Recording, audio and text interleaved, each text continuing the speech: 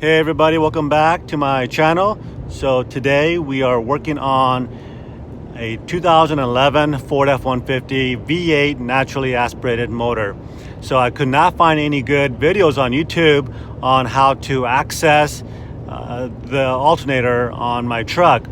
So that's why I put together this video. So I hope that this video will be very helpful for you guys. So here we go.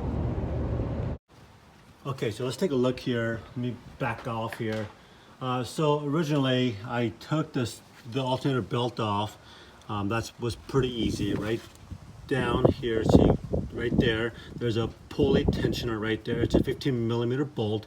All you gotta do is put a nut and a socket on there and turn it to off position on the socket and press down, and that will relieve the pressure off the belt.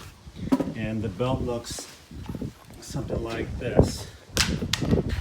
Okay, so before you do that, make sure you guys get a picture of that diagram, but it's pretty straightforward. There's lots of pictures online. You guys can get a reference for later on. Okay, so then I originally was trying to get to the alternator, and there's just no room in there at all to get your hand and to see where all the bolts are.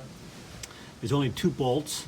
But before that, I want to show you guys, let me back off what I have done. I took off the radiator reservoir here and the air filter intake. So this is all one unit.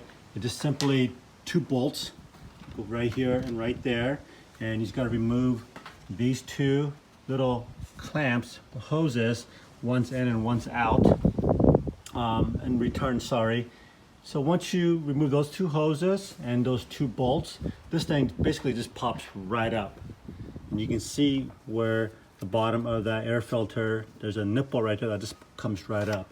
And then just remove that, and then you get to this. So once you get to this part here, you can see the entire alternator. To get that alternator out, the best thing to do is take out the alternator belt pulley tensioner, which is right here, which I took out. This is a 14mm bolt right there.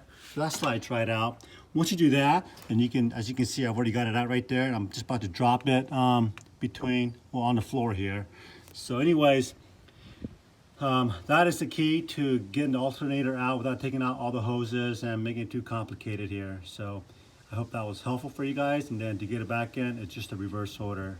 Okay, thanks for watching.